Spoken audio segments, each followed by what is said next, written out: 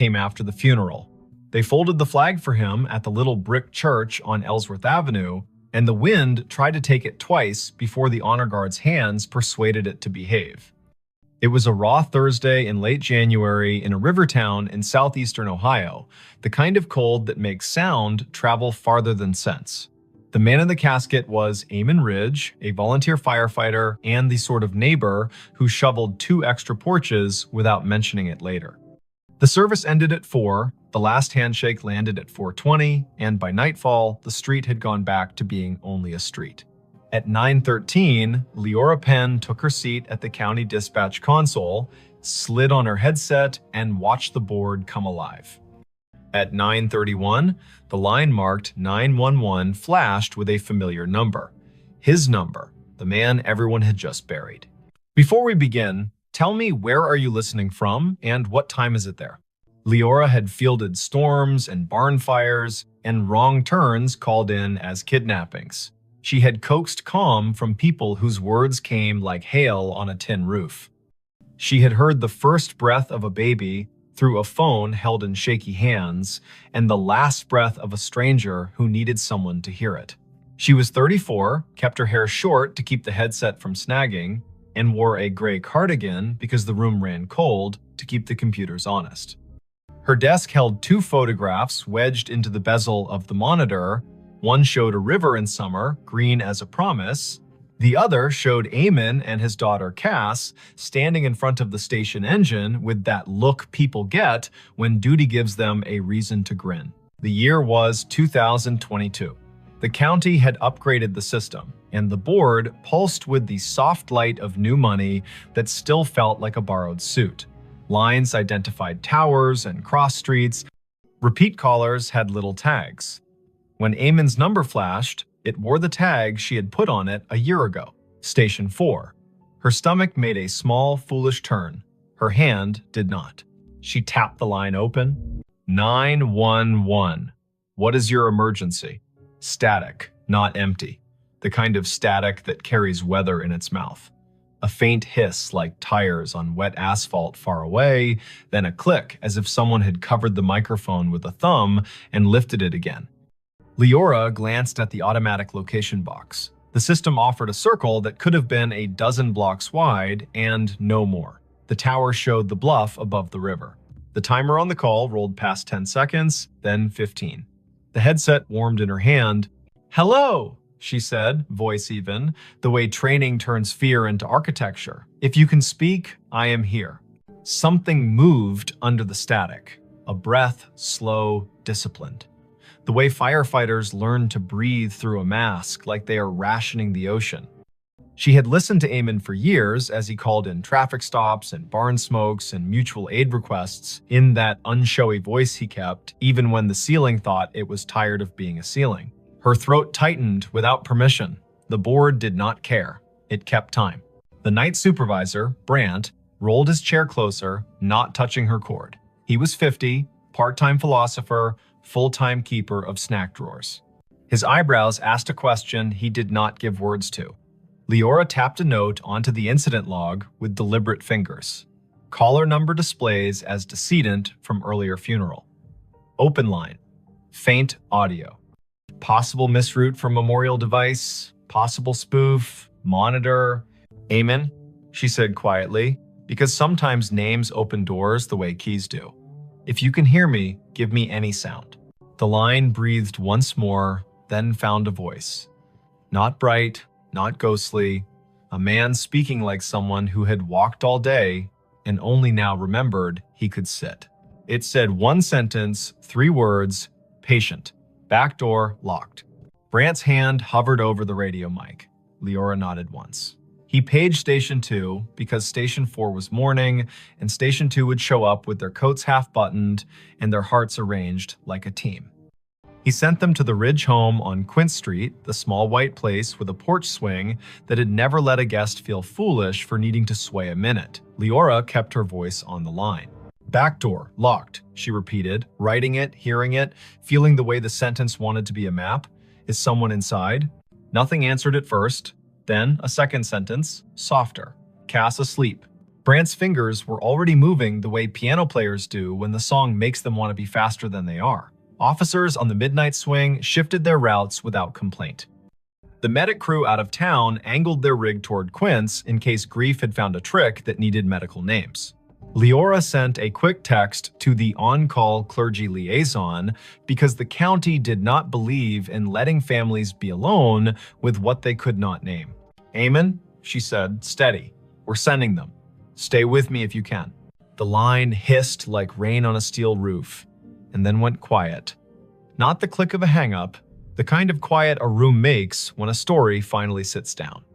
The call timer rolled to 1 minute 23 seconds, then stopped.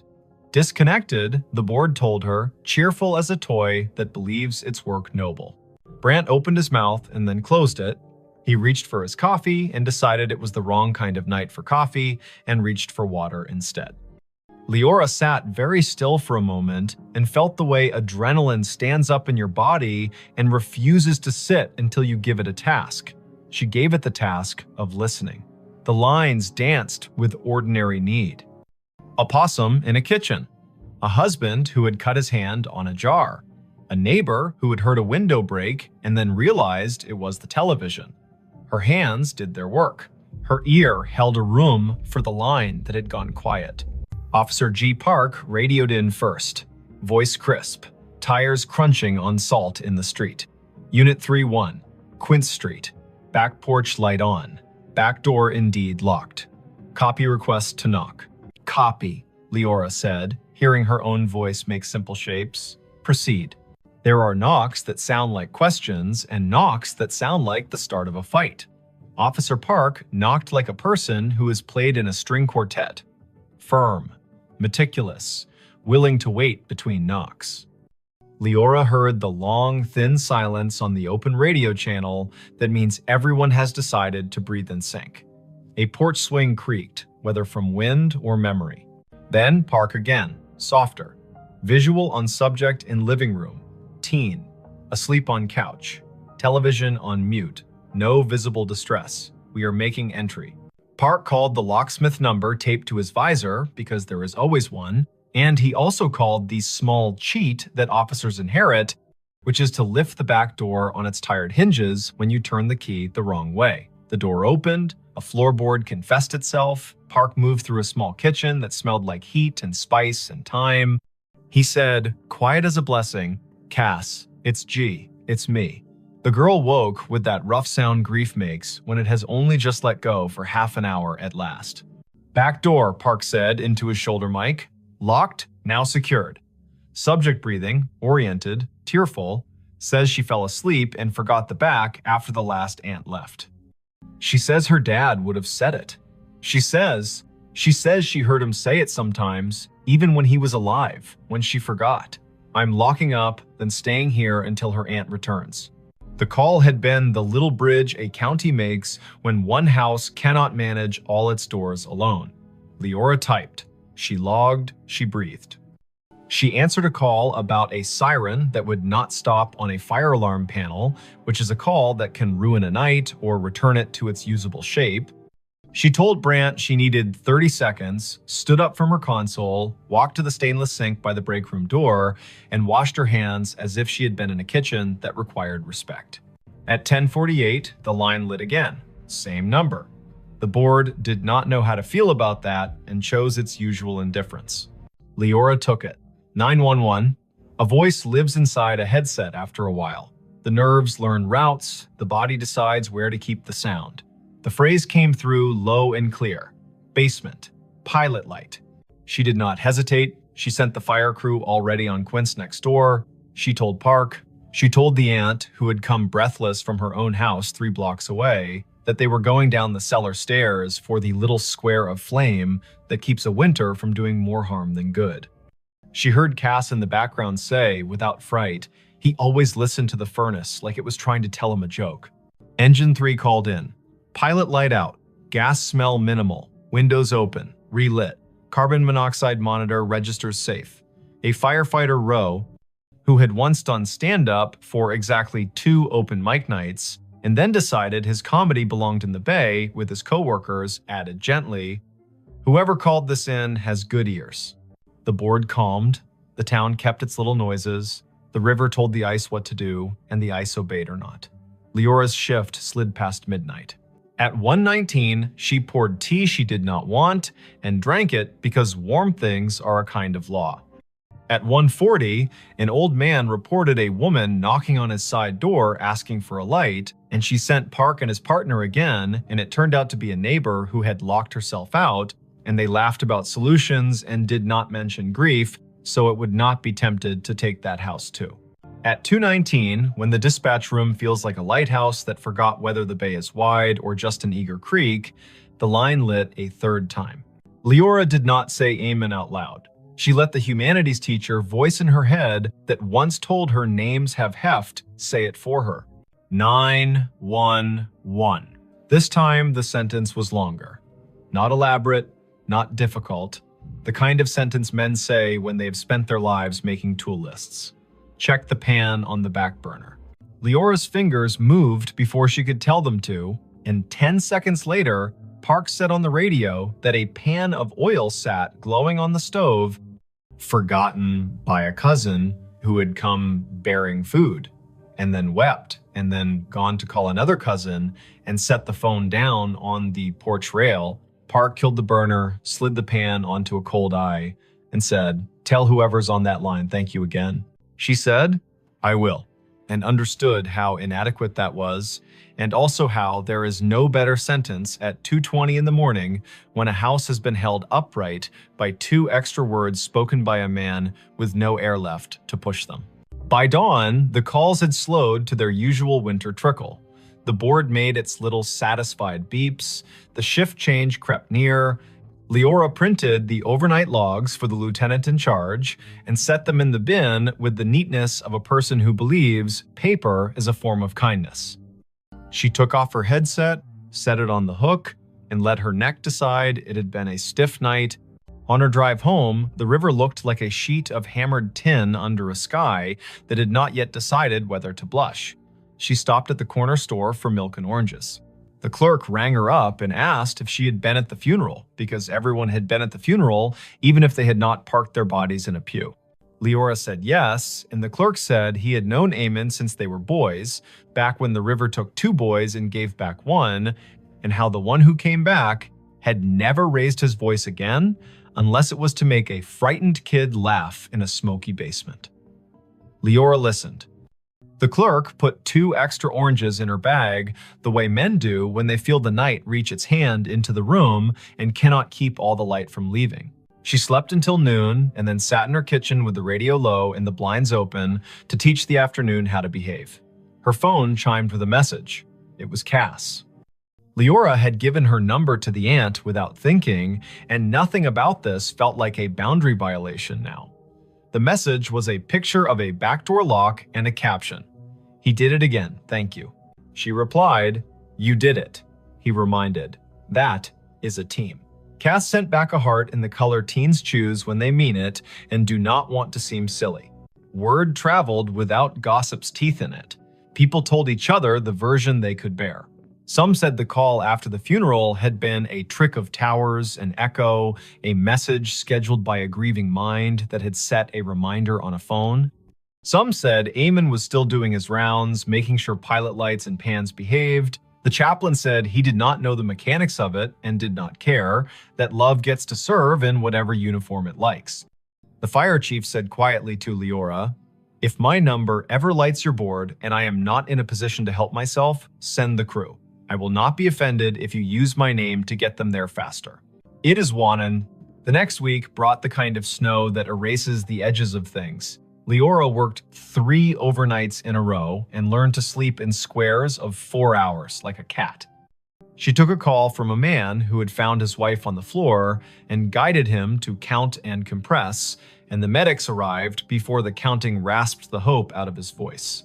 She took a call from a woman who had locked herself in a bathroom because her boyfriend had stopped being gentle, and she kept the woman talking about the photograph on the wall while the officers climbed the stairs 2 at a time. She did not think about the line until it lit again 2 Fridays later at 1 in the morning. She kept her voice clean. 911. Eamon's voice came again, thinner, like a person speaking through a scarf. It said, in a tone part instruction and part apology, "Box of matches in the junk drawer beside the oven. Throw them out." She told Park. Park went. He opened the drawer and found a box that had wicked itself damp and mean. He took it to the back porch and soaked it and binned it, and then came inside and wrote a sticky note for Cass that read, "Your dad told on you." She woke to it and laughed in that shocked way laughter has when it has been given back its license to exist. Not every call was that kind.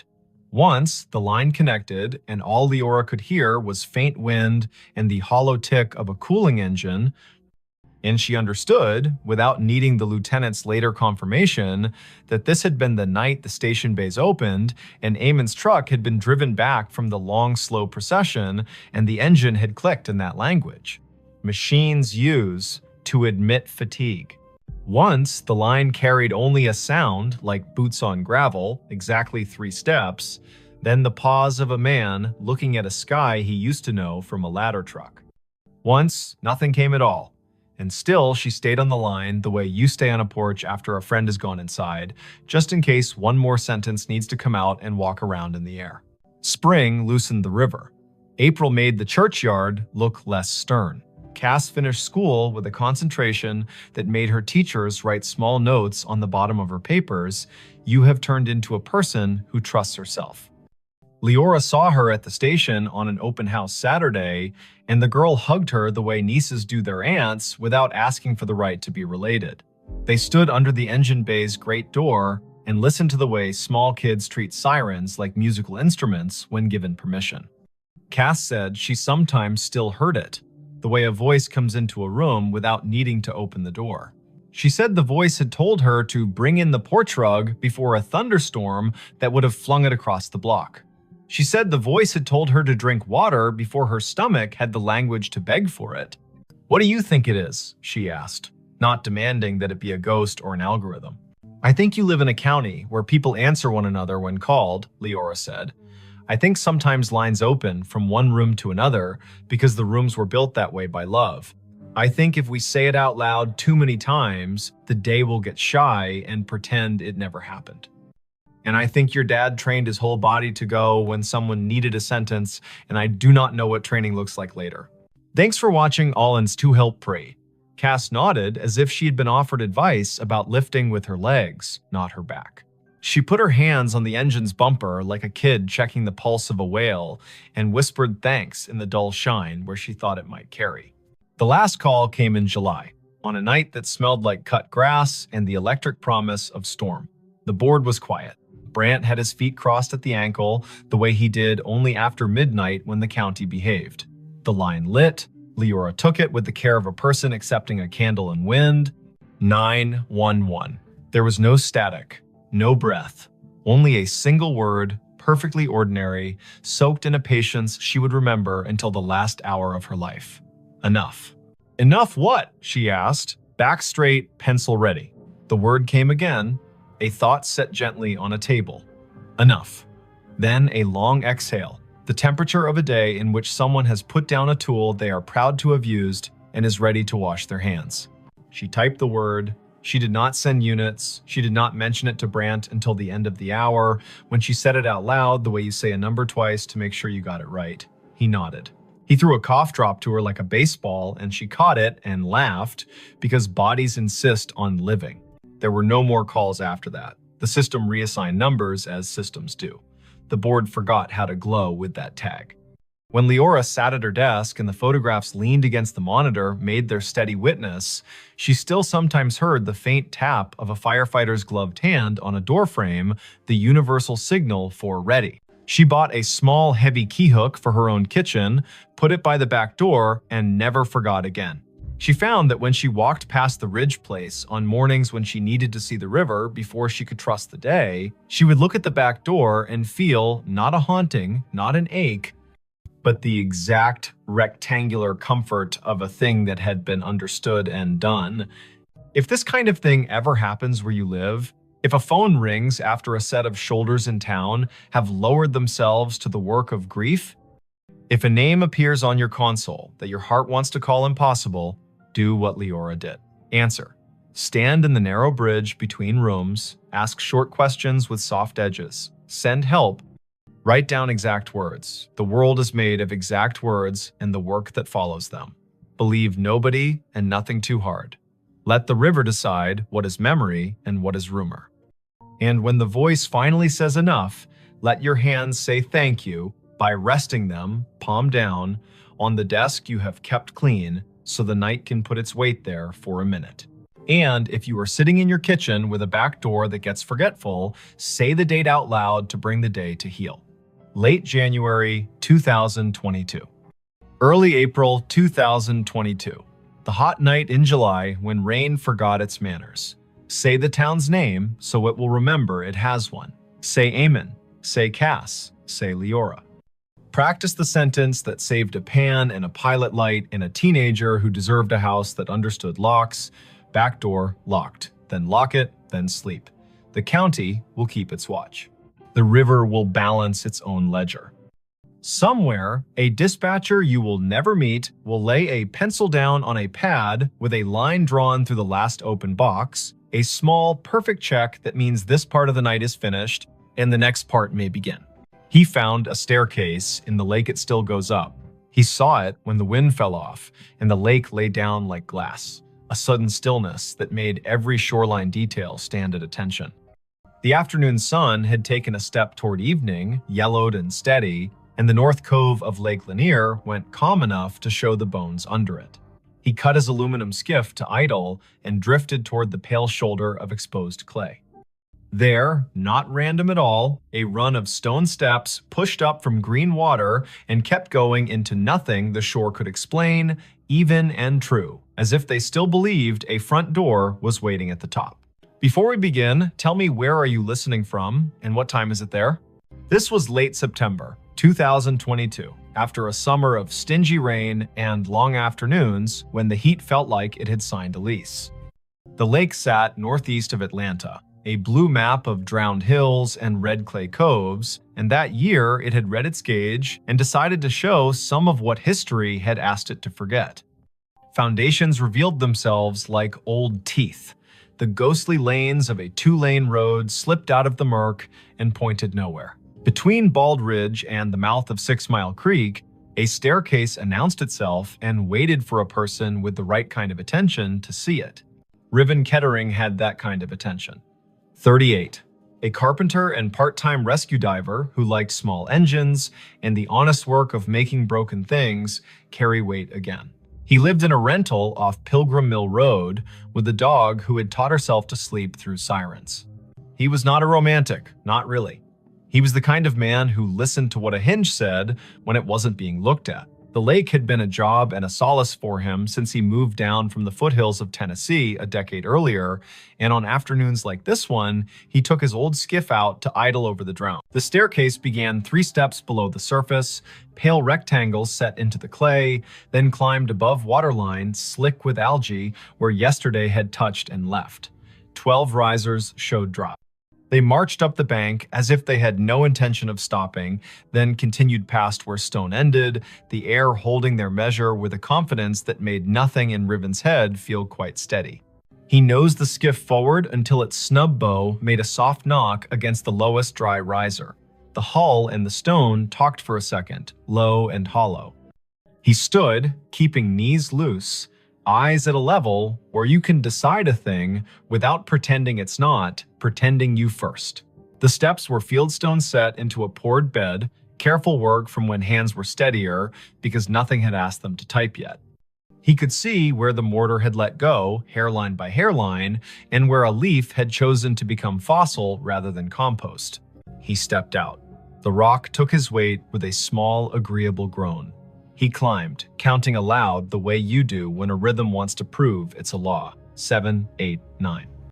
A wet line at his ankles where he had waded the shallow to push the skiff in. 10, 11, 12. He stopped where stone ended. The sidewalls rose one more course and then gave way to air.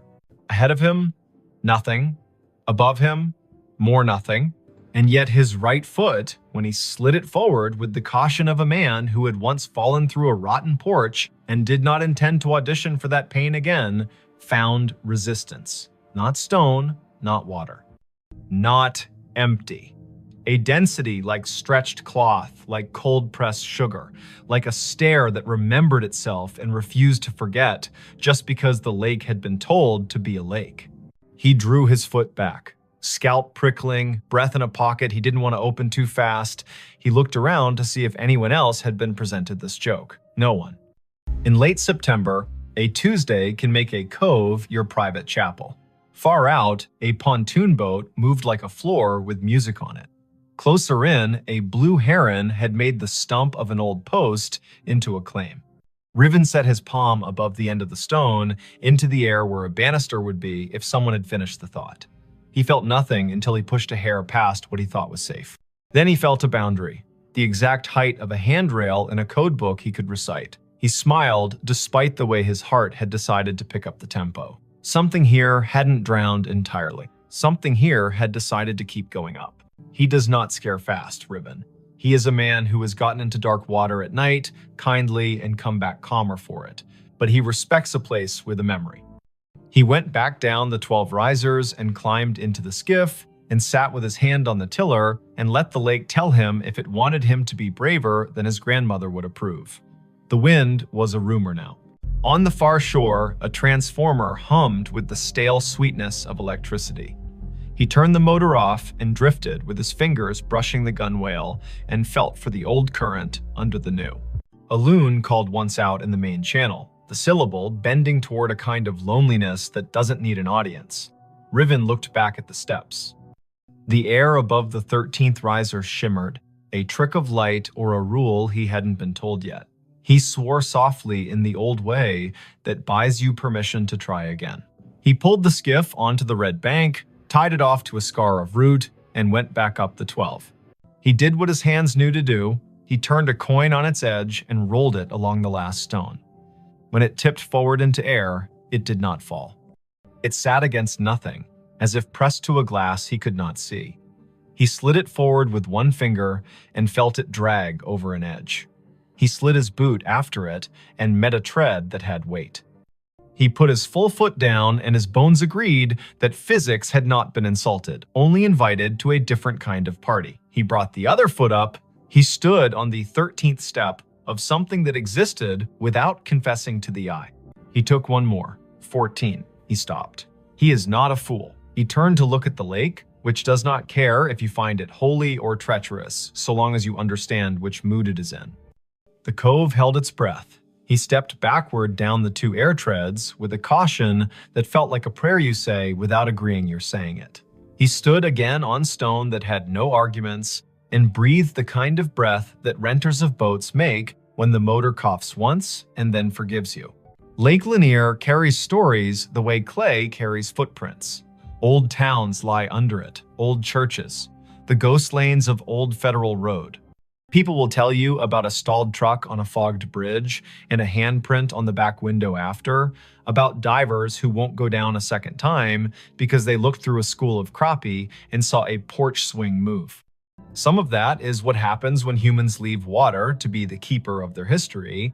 Some of that is people being lonely and needing their fear to wear a costume. Riven carried none of those stories in the silly way. He carried them the practical way. He knew people had been told their land would drown for the good of cities they would never see, and some of those people had said their names into the bank and put rocks one on another to make the land remember. He went home with the staircase in his notebook and in his knees. He did not say the shape of it to the bartender at the place on Brown's Bridge, who called everybody chief. He did not post a photo because the lake punishes people who turn it into spectacle.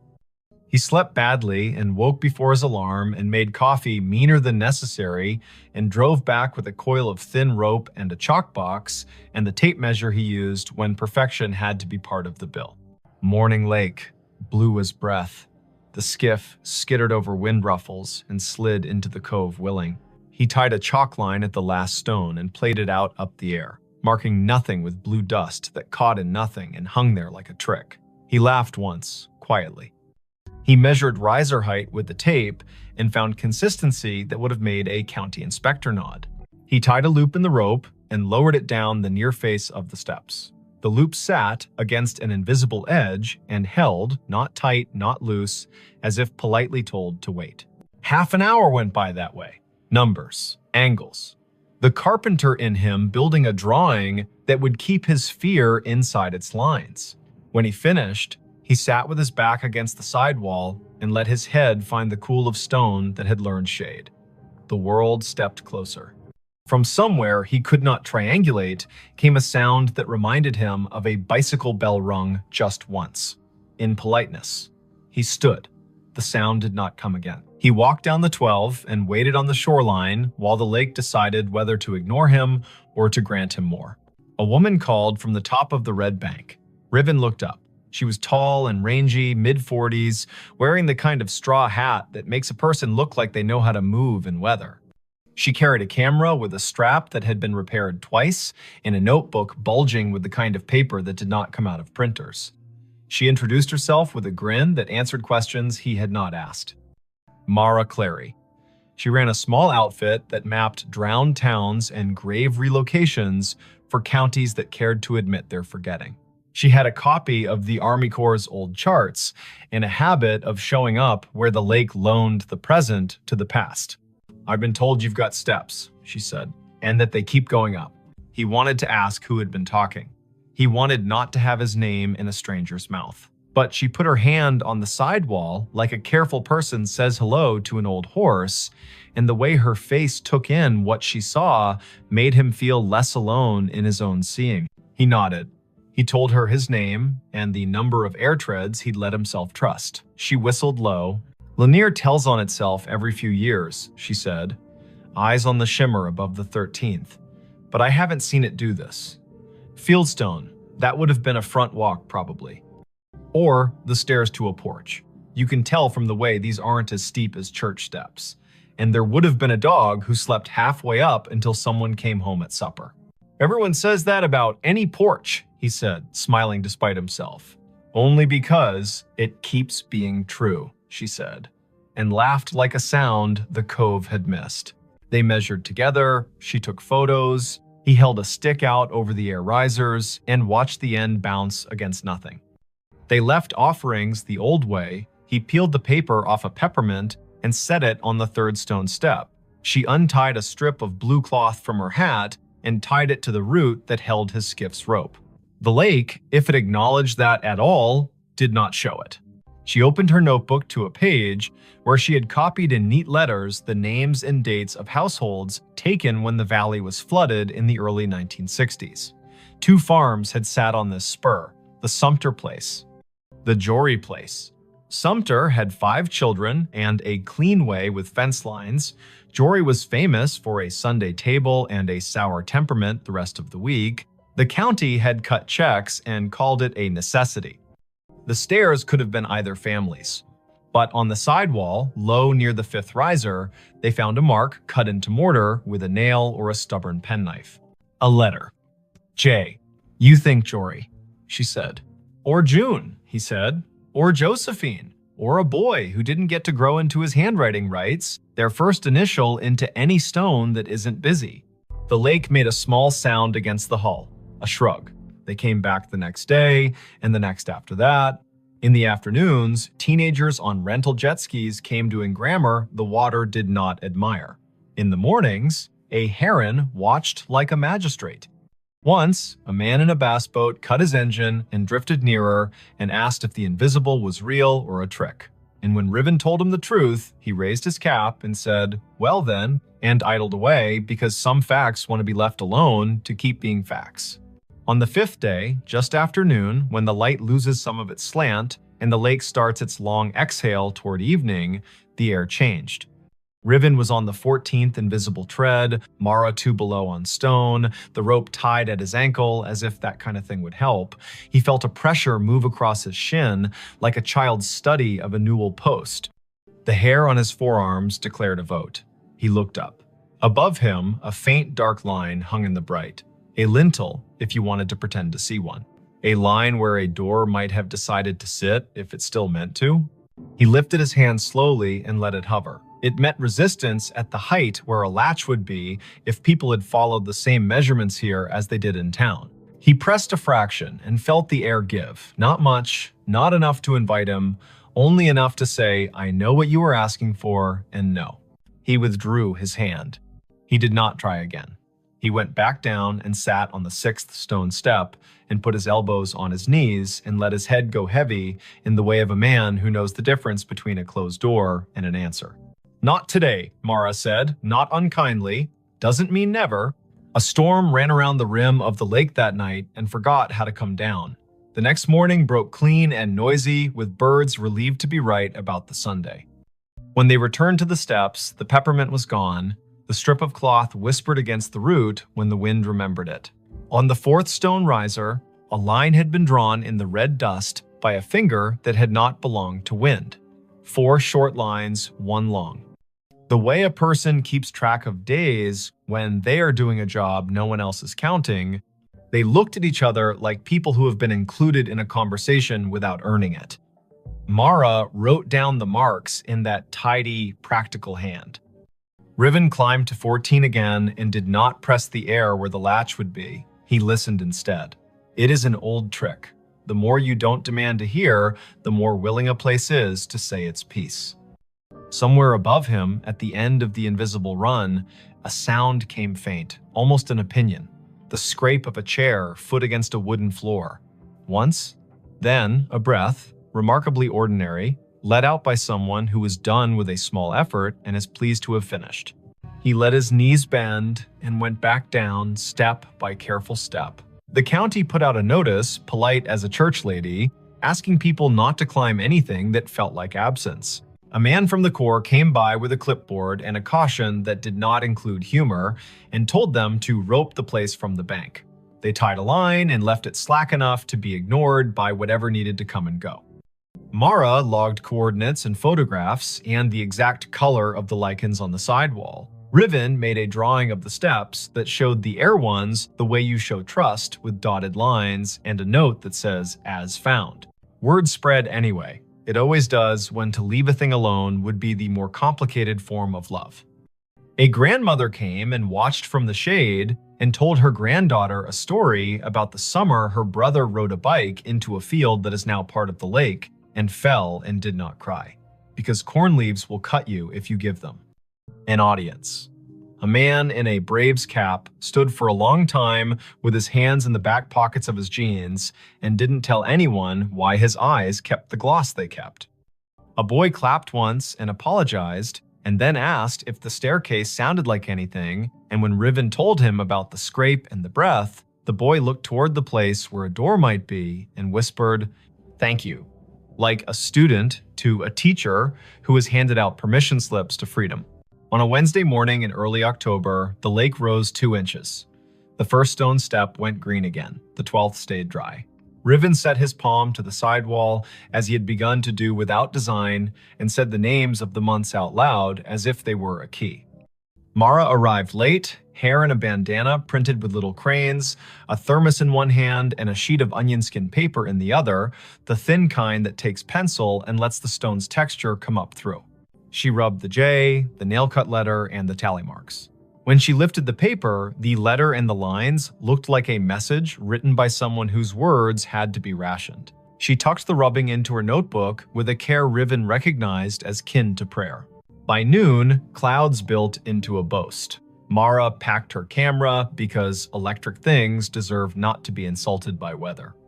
Riven untied the rope at his ankle and coiled it with the absent-minded competence of someone who likes ropes for the way they make order out of risk. The air above the 14th step felt different. Cooler, somehow. Denser. He looked up and wanted more than he would have admitted the week before to see something acknowledge him. Not a face, not a figure, an idea. The lake refused. It kept to its rights. Before the storm broke, a small group arrived in silence. Not tourists, not thrill seekers. People in good shoes that did not belong to docks. A woman in a navy blazer. A man whose tie had been loosened by degrees and had stopped at 3. An older woman with a cane that looked like it had been carved by someone who understood trees better than money. They stood on the bank above the line and watched the steps like people watching someone figure skate after having once skated the same routine 3 decades ago and remembering what the body used to hold. The older woman spoke first, to the stone, not to the living. "You kept it," she said. "You stubborn thing. I told them you would." She introduced herself when Riven climbed down to the bank with his curiosity plainly showing. Ada Sumter Jory. Not a marriage, she was quick to clarify, but a habit of names borrowed and kept. Her father had been a Sumter, her mother a Jory by necessity and grievance. She had been 10 when the men from the government came and put stakes on the hill and told her they were measuring to make the river useful.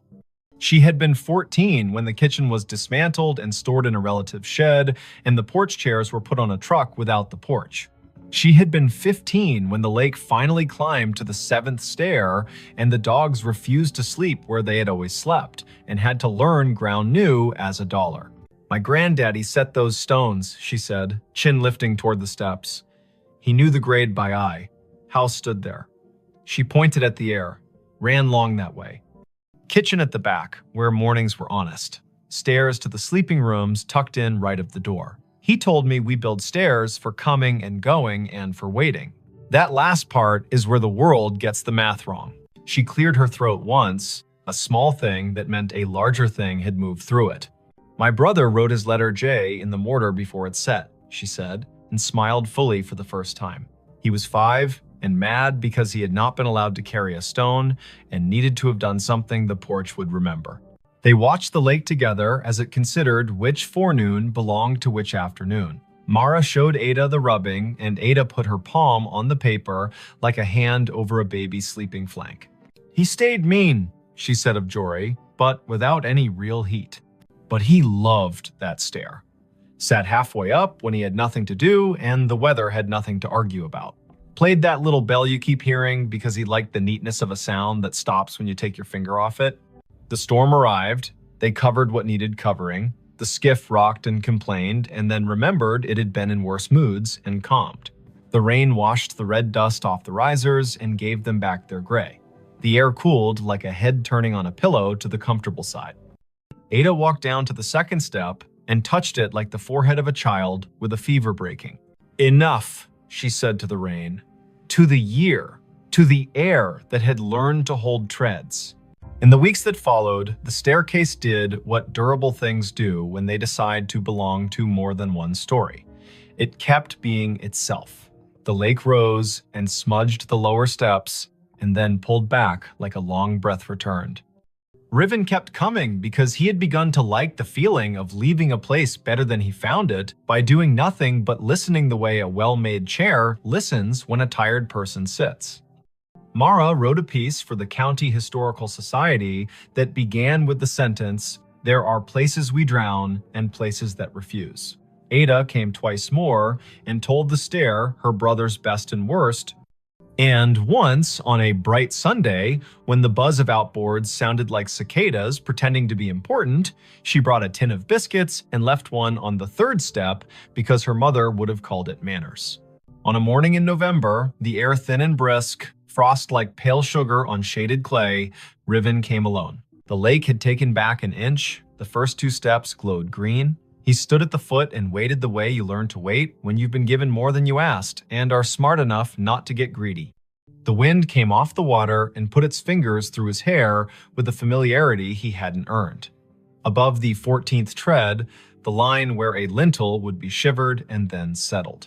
He put his hand out at the height of a latch and did not press. "Thank you," he said to nothing and to something. He went home and made lunch and fixed a neighbor's sagging cabinet and walked his dog in the long honey of 4 o'clock. He slept that night without the lake climbing the stairs of his thoughts. He dreamed he was sanding a handrail he could not see and woke with the particular ache in his forearm that tells a man he did a good day's work in the world that matters and the one that does not need him but lets him in anyway. If you go out to Lake Lanier on a fall day after a long dry, when the wind has the courtesy to lie down and let the surface polish itself, you can find the cove if you know who to ask and you promise out loud not to bring a ladder. The staircase will be there, stepping up from water into air with the patience of a body that has learned not to argue with time. You can put your boot on the 12th stone and your breath on your rib cage and decide if you will push your foot forward into the space where the 13th waits. If you do, it will hold. Not because wonder owes you, but because someone set a measure here with care, and because sometimes the world keeps an old promise in a new element. Say the year out loud when you find it. 2022. Say the place by its names, Lanier and the valley it drowned. Say the people if you know them, Sumter, Jory. Say the letter on the wall, J. Say the noise a bicycle bell makes when a brother likes attention and the porch has all afternoon. If you leave something, make it small. A ribbon, a peppermint. A finger laid gently in dust to make a line that will blow away with the next weather. Walk back down, let your knees do what they were built to do. Put your hand on the sidewall the way you would on a friend's shoulder when leaving them on their own porch in the dark to listen to the crickets. The staircase will keep going up whether or not your eyes can follow it. It will keep its measure in the air. The lake will rise and cover the lower treads and then fall back and confess again. Boats will hum. Herons will judge. A woman in a straw hat will rub letters onto paper, and a man with a dog who sleeps through sirens will coil rope and listen.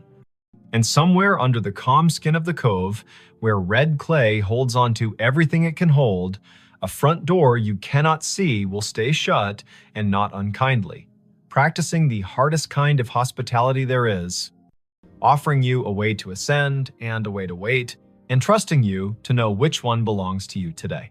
Her phone pinged at a grave with her name. The notification bloomed on her screen the moment her shoes left the gravel and slid onto the soft path between moss-dark stones. A small bell chime, bright as glass. A banner at the top. You have arrived, Eden E. Hale. The words sat there as calmly as a weather app, as if the city had decided to label her the way it labels a bridge or a square. The place was Bonaventure Cemetery in Savannah, Georgia. Spanish moss hung in long, steady sentences from the live oaks. The river kept its secrets behind the bluff and breathed like a sleeping room. It was late afternoon on a Sunday in early November, the air cool enough to make her wish for sleeves and warm enough to forgive her for forgetting them. Before we begin, tell me, where are you listening from and what time is it there? Her name was Idoni Hale, 28. She worked in visitor services at a small maritime museum upriver, the kind of job that made her memorize the angles of ships and the dates when storms came ashore. She liked fonts and quiet, and the sound salt makes drying on stone. She was visiting Bonaventure because her friend Anson had flown in from Minneapolis for a long weekend, and the two of them liked places that let you feel your breath in your mouth. The year was 2021. Phones knew where you were within decent intimacy. Some headstones wore small plaques with codes that asked to be scanned and promised a story. They had parked on Bonaventure Road under an oak that had learned to be older than most houses. The sky was simple, a clean coin of light. The volunteer at the office had given them a paper map and a soft-voiced list of locations worth the walk if you wanted your day to hold. Look for the little angels facing east. Find the section where the camellias keep blooming against instruction. There's a family plot that feels like a room you shouldn't step into without knocking. No one mentioned a notification. Eden stared at her phone. The banner did not give a location like Section F or Plot 31. It was the same tag her calendar used when she arrived at work or home. You have arrived, Eden Hale. As if she were a place. As if the grave were her. Anson leaned toward the screen and squinted. He was tall and light-footed, a teacher of high school literature who carried poems in his pockets like receipts. He read the banner and then her face and made a small arranging motion with his hands, the way he does when he wants to place humor where fright is trying to sit. That's a bug, he said, not unkindly. Or a geofence you made and forgot. Did you tell your phone to remind you to be yourself today? She clicked the banner to see where the phone thought she belonged. A map opened, a blue dot pulsed with the steady patience of a small heartbeat. A gray pin sat 100 feet east in a section labeled McAllister. The pop-up bubble above the pin read Idany Hale in the same unsentimental font. She did not have a virtual contact called a cemetery.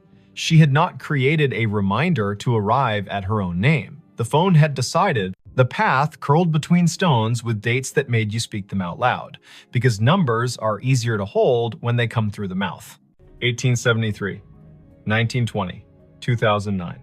The Oaks leaned as if sold on the idea that the living need rehearsal space. Anson spoke a tour fact about a poet who loved this place and whose plaque visitors touch in a small, quick superstition. Idoni nodded because liking facts is a way of staying steady. Her pocket shook again. Another chime, the same banner. You have arrived. Idany Hale.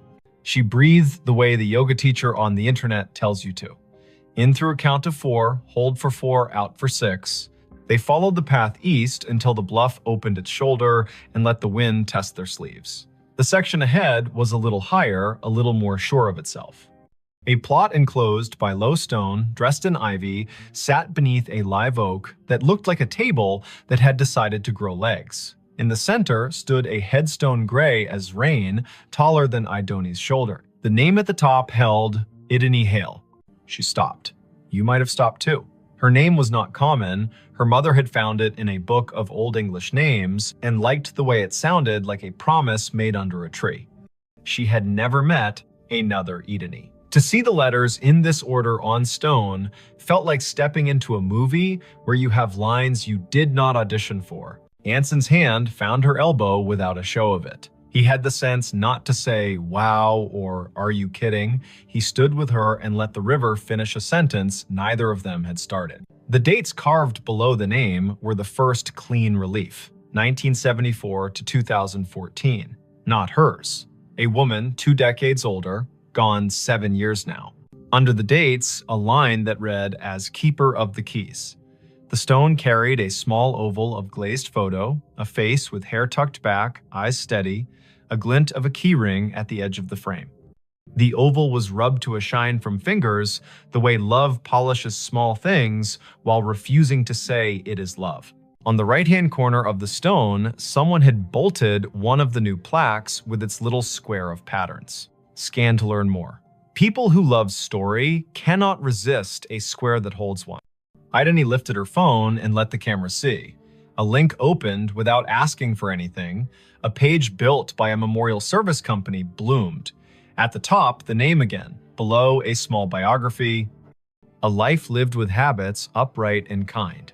A childhood in Chatham County. A long run as cemetery sexton. The last line read in a voice that felt like a woman sitting on a step with a mug and a warning and a grin. If you need something, tell the ground. It will tell me. While she read, the phone hummed again. Not a banner this time. A little circle pulsing at the top of the screen, the way maps announce a place with enthusiasm. The circle flashed once, then settled. Idany swiped down to see the source, a calendar reminder with no category. White, titled simply, Arrived. Location, here. She had not written that. The phone, perhaps, had decided the day needed a label, or the small plaque had more to it than the page admitted. Anson said the woman in the photo had librarian eyes. He meant that as a compliment. He pointed at the key ring. He said his grandmother had been a keeper of the keys at a church in North Dakota, and those women know where every grief sits at every hour, the way a night janitor knows which chairs spit gum and which ones sigh. They stood a while. People walked past in respectful silence, guided by a docent's voice that held just enough theater to keep 15 people from wandering into their own daydreams. Spanish moss moved like thought repeating itself. A flake of light rose off the river and fell back as if it had changed its mind about being air. It would have been a good story already finding your own name on stone, a phone that had the audacity to tell you you had arrived, but something else decided to be true.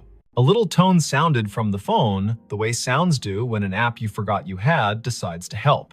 It was the noise her AirDrop made when someone nearby wanted to share a photo at inopportune moments. The screen shifted to a dialogue. A file offered to send itself to her. The sender name was a string of letters and numbers that meant nothing. The file name read Keys. Anson leaned in and made his face calm. "Decline," he said gently, "because strangers in public places with quick hands make tricks, and both of them work in museums and have seen every version of the human habit of testing boundaries." She hovered. Decline would be wise. Accept would be a dare. She pressed accept because sometimes you let stories finish what they start. The file downloaded. It was not a photo, it was an audio file, a minute 42 in length. The waveform showed it wasn't silence. She tilted the phone toward her own ear instead of speaker because you don't open a voice in a cemetery loud unless the voice has earned the right. Static first, then the sound of wind combing something thin, then a woman's voice, the age of a woman, who tells tools where they belong and expects cooperation. The voice said, "Dry as a towel and warm as a summer kitchen. If you are standing over me, child, and your name is mine, you can help me keep my promises. Put your phone on the stone and leave it be a minute. It will tell you where to stand next." Anson's eyebrows did a small jazz riff and then tried to behave. "Okay," he said softly, a word that meant, "I am here and I am not going to ruin this with cleverness." Ideni set the phone on the flat top of the headstone the way the voice had instructed. The screen slid into its lock. Her reflection replaced her. The oval photo looked past her shoulder the way old photos always do. She counted in her head as a way to keep the childish fear of being tricked from standing up and knocking the ritual with its elbow. 50, 60, 78. The phone buzzed once, she lifted it. The map opened of its own accord. The blue dot had moved nothing. The gray pin had changed. It labeled another grave 30 yards north with a name neither of them had seen on the paper map. Rosin Hale. A second name. Another Hale. The first name was Welsh and not common here. They went because the day had asked enough times to be answered polite. The second stone stood lower, more modest. The granite, a color you could never find on purpose if you looked in a catalog. The dates were older, 1931 to 1999. The epitaph read, "She kept the gate lighted," and under that, in smaller letters, so faint you could only see them when the cloud put its hand over the sun, a line, Rosine was born. Rosine Idris. She married into Hale and stayed. Tell my niece if she comes through here that I see her when I count keys. I am not anybody's niece, Ideni said aloud, and then took a breath because she heard the defensiveness squirreled underneath. I mean, not hers. You might be more people's niece than you know, Anson said gently, a man who had grown up with uncles who weren't uncles and yet were more family than the kind that wears your face. They stood while the wind added a signature to the bottom of the page of the day. The river put its shoulder against the bank and leaned. The phone did not ping again for a while. A cardinal went from one branch to another with the purposeful speed of a person who knows where the parts are stored. A group of teenagers trailed an auntie through the lanes, popping gum in a respectful way, which is a regional miracle. Ideni looked up Rosin on the cemetery's database because when your heart gets odd, facts make a braid to hold on to. The database was one of those volunteer-built websites that carry the tone of a potluck where everyone brings a dish so exact it shames you for choosing salad. Rosin's entry was thorough.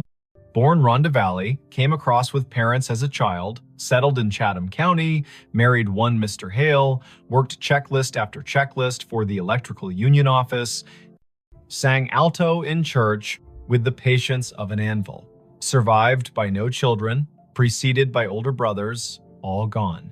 Niece mentioned in an obituary in 1999 with no name given. Anson made a sound that meant the story had wiped its hands on his shirt and was ready to cook. The phone chimed once more, now with the tone her museum app uses when a beacon in an exhibit hands you a fact. She had turned beacons off last month because being interrupted by history while in history felt a bit like a stage whisper in a quiet theater. She had not turned beacons back on. The screen read, "A note is waiting." A map pinpointed the little brick building the cemetery uses as a workshop for the grounds crew. A path drew itself in blue between the Hales and the shop, like a string in a child's game. They went because keys that ask to be found deserve not to rust, The door to the shop was propped with a cinder block, the way doors are propped everywhere when the weather learns to be useful. A radio played a station that chose old soul and occasional baseball score updates. No one was at the counter. A bell stood there anyway, the kind that rings a sound like a glass penny. Anson rang it because he likes participating in obvious rituals. A man in his 50s with a badge that read August came in from the back, wiping his hands on a rag that had earned its keep. "You folks need a map?" he asked, then took a longer look at their faces and revised. "Or a minute." "We were by the hailstones," Idony said, and watched the way a man looks when a rhyme finds his ear and tells him it cares. August nodded. "Course you were," he said. "I keep an envelope for that family. Been waiting on who it's waiting on." He reached under the counter, where drawers have learned to hold what should not be lost, and brought up a large yellow envelope with a blue paperclip that had rusted a little by choosing weather. The envelope had 3 words on the front in tidy block letters. For the next Idony, heat went across her face like an honest light. August saw it and stilled. He handed her the envelope the way people hand one another babies, meaning well and moving slow. She opened it with her thumb. Inside, 3 items. A small brass key, old, not ornate, with teeth filed like a decision. A folded sheet torn from a spiral notebook, edges soft with years. And a wallet-sized photo of a woman in a blue work shirt with a name patch and a grin you could feel on your back like afternoon Sunday. The patch read, "Idony." The face belonged to the woman on the first stone. The note was written in blue ballpoint in a hand that pressed harder than paper deserves. It read, "Simple. For the next Idony in this county who can hear me the way a key hears a lock. My niece is out there." She won't say yes to the word niece because words are stubborn. She'll need to open the box in the old mausoleum we keep for tools and favors. The key is for the small door on the left. Lift on the latch while you turn. The box has what belongs to her and me and her grandmother. If she is standing at my stone with a phone, she will know that I know. Don't bring a crowd. Bring one friend who reads instructions with his eyes. Leave the key when you are done. We can count without hands here. "I'm not someone's niece," she said again, and heard how the sentence grew less certain with practice. Her mother's family tree began and ended in a different state. A line of women who told polite lies to spare one another the sharp edges and did their grief in broom closets. Her father had not survived long enough to name distant relations. He had left behind a bent screwdriver and a smell that her body still could find when a day asked. Anson's hand found the counter in a quick pat, like checking for keys as you leave the house. "You don't have to be a niece to be the person meant to do a thing," he said. "But also you might, and it might not matter how that happened." August tapped the counter twice, a habit that sounded like a yes. "The small left door," he said. "People never see it. Take the path behind the office and go right at the angel with the missing hand. The mausoleum is the little brick one that looks polite. The left door sticks the way a lie sticks to a room. Do what the note said, lift and turn." They went back into the light. The blue string on the map did not bother now to draw. The path knew their feet. The angel with the missing hand stood where the volunteer had said, "Angels stand, face east," blank expression that suggested she had witnessed every century and found nothing quite bad enough to frown at yet. The brick mausoleum waited with that small pride buildings have when they know they are not the grandest on the block, but are the one that does the job without complaint. The left door looked like a panel added later. The brass latch had the smoothness that comes of being touched by people who mean to get work done. Idony slid the key in, the teeth caught, and then thought better of it. She lifted the latch with her other hand and turned. The lock gave. The door opened 6 inches and stopped, ticked by a wooden wedge that had been insinuated at the bottom by someone who had not wanted the door opened by accident or habit.